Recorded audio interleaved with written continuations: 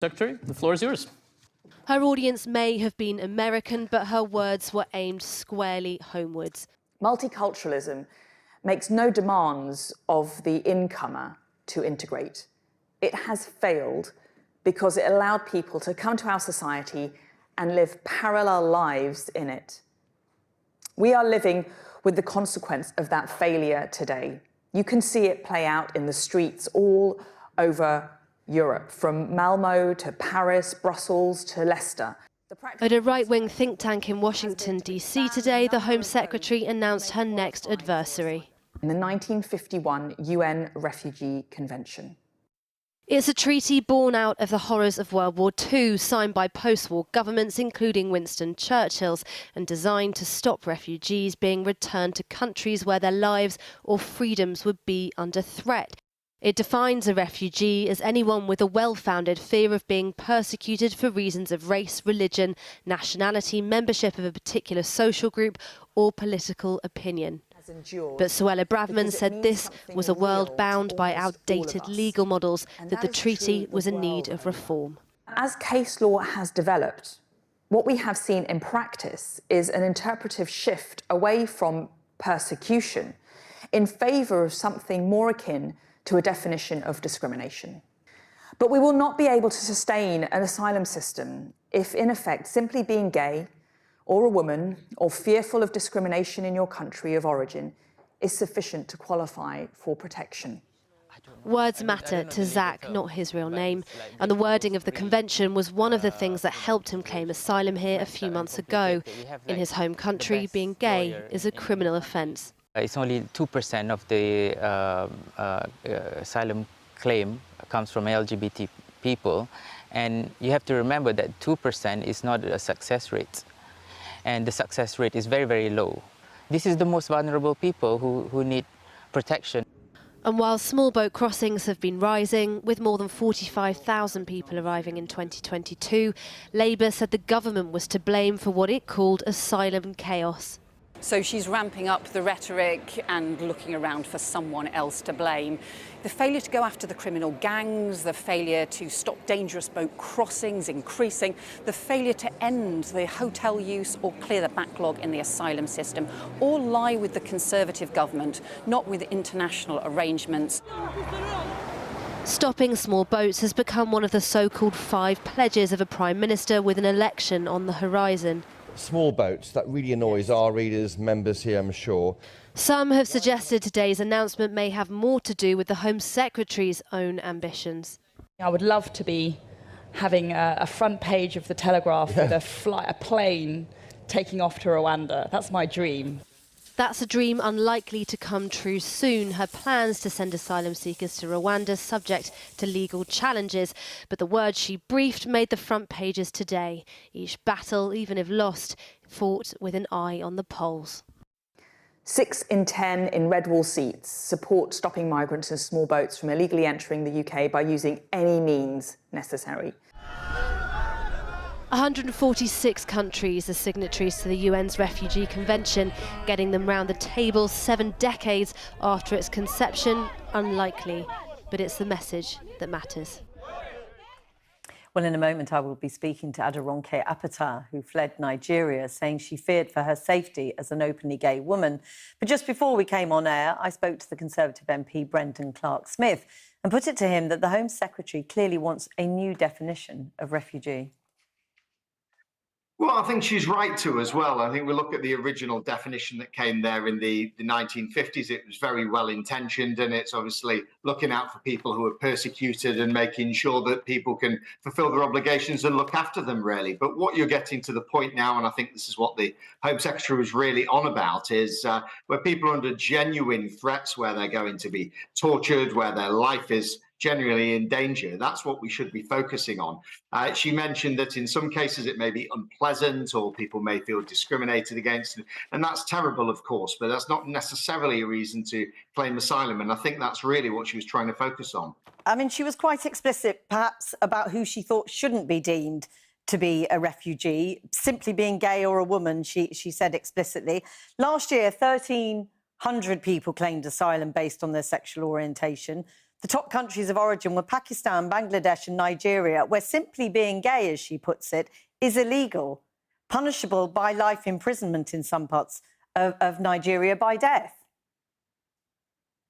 And that's completely wrong. And of course, in Britain, our values, it doesn't matter what race you are, what religion you are, what sexuality you are. And those are values that we stand by. And those are things that we're very keen to push around the world as values as well. But surely but that is the point. Simply being gay, as she put it, in some countries is extremely dangerous.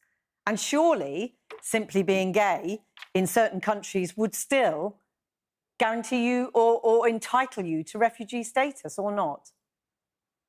Well, perhaps in some cases it would depend on the individual circumstances, but you have to remember as well, those people will have travelled through a number of safe countries as well. You look at France, you look at Germany, you look at Italy, you look at Greece, you look at Spain. Now, these are all countries where they actually respect the LGBT community and where you can actually be safe. So I think there is a little bit of kind of asylum shopping that goes on there as well, and that's something that we can't ignore. It's interesting that you raise the term asylum shopping.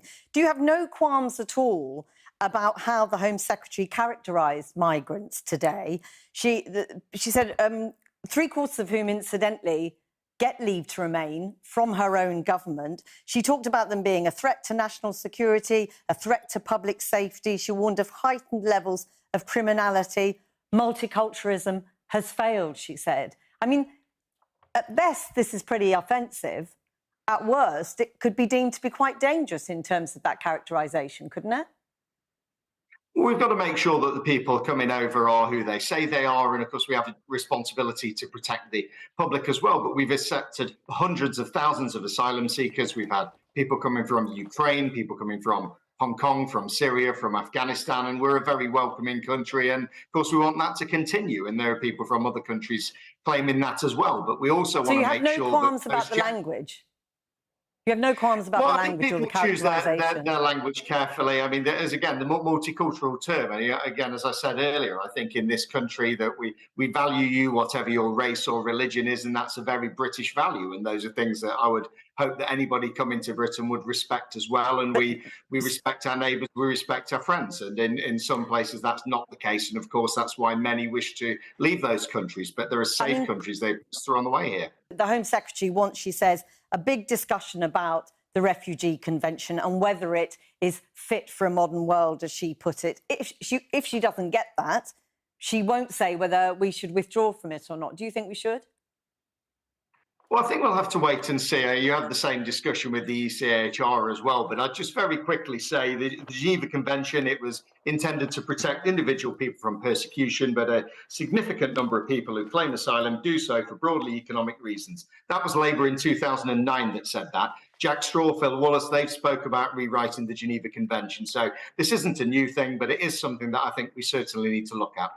But it hasn't been done. So are you saying that we should look at withdrawing? Not necessarily withdrawing, but I think we can certainly put some pressure on with our international partners. As I said, they're having problems as well. And we all want to grant asylum. We all want to fulfill our humanitarian obligations. But I think we need it for a modern age as well. So maybe I think it's updating rather than withdrawing. Brendan Clark-Smith, thank you very much for talking to us. Thank you. Well, with me now is Aderonke Apata, who herself was an asylum seeker and is now a barrister who works on asylum cases. The Home Secretary talked today about simply being gay. What did simply being gay mean for you in your home country? It is not simply being gay. It is facing persecution. Because this kind of a comment from the Home Secretary is not just dangerous. It is something that goes beyond people seeking asylum. She is effectively trying to diminish the persecution that everyone that identifies all over the world as an LGBTIQ person faces. That is all she's trying to do. Well, what she would say she's trying to do is make a much clearer distinction between, as she put it, what is discrimination and actual persecution. Well, let us look at it from this angle. In my country, Nigeria, where I come from, we inherited the Penal Code, sections 215 and 214 from the British colony. It does mean that one can go to prison for 14 years for what is called the carnal knowledge of the other of nature. So to be gay? Yes, to be a gay person. How could that be discriminatory? That is effectively persecuting someone who is an LGBTIQ person. So which means one cannot afford to say that the state should protect them against that law because it's there. And there's no country that would have such law and protect people against the law. So it is persecution, it is not discrimination. Give us a sense of what that felt like when you realised you were gay in a country where it is illegal. Give us a sense of what that felt like and why you sought asylum here for that reason. I felt I was living in a very toxic environment that actually persecuted me for being a lesbian. And there was no way that I could live in that kind of environment as an authentic person that I am now. If I had gone to the police to report someone who had persecuted me, in fact, the government actually persecutes me. So how will I go to the government and say, you are persecuting me and I want you to protect me against the persecution? It was just not possible. There has to be, Suella Braverman argued today, there has to be a very distinct difference between what is persecution and what is discrimination. And her argument seemed to be that you can be discriminated against, that life can be unpleasant or uncomfortable, but that is not or should not be deemed to be persecution. How would you make the distinction? The distinction for me here is when someone is being faced with the prospect of going to jail, been imprisoned for 14 years. I don't think that is life being unpleasant. That is one being persecuted against for being who they are. I mean, a lot of her argument today is about how the Refugee Convention set up in 1951, the world is very different now. There's potential for many, many millions more people, she was claiming, to seek asylum. Do you have any acceptance of that as an argument? That is not an argument that is acceptable to me. And I'm sure it would not be acceptable to many people because she only wants to rewrite the Refugee Convention, which, to me, it's not an acceptable thing. How would you be saying that being a member of a particular social group should not be part of the Refugee Convention? Just really, really briefly, I know you're a lawyer now who helps people with asylum cases on this basis. What do you think they will be feeling, the people you try to help, what will they be feeling tonight? There is so much anxiety amongst the people that we support in African Rainbow Family. And they've all expressed their fears. People have always been self-harming prior to this kind of rhetoric being said by the Home Secretary. Now people have been saying to me, what's going to happen to me? What's going to happen to my case? Am I going to be deported or something? And this means that there is going to be an increase in mental health problems amongst the people that we support in African Rainbow Family. Then we have to be looking for counseling for them. So it's increasing the work for us to do. Even just the fact that she's raised it as part of the debate? Yes. That's the comment that we've all seen today. They've called on us several times and say, what's the situation? Where do we go? What's happening? What does this mean for us? That anxiety alone, it's hard for us to even manage amongst people that we support. Aderonke Apata, thank you so much for coming in to talk to us today.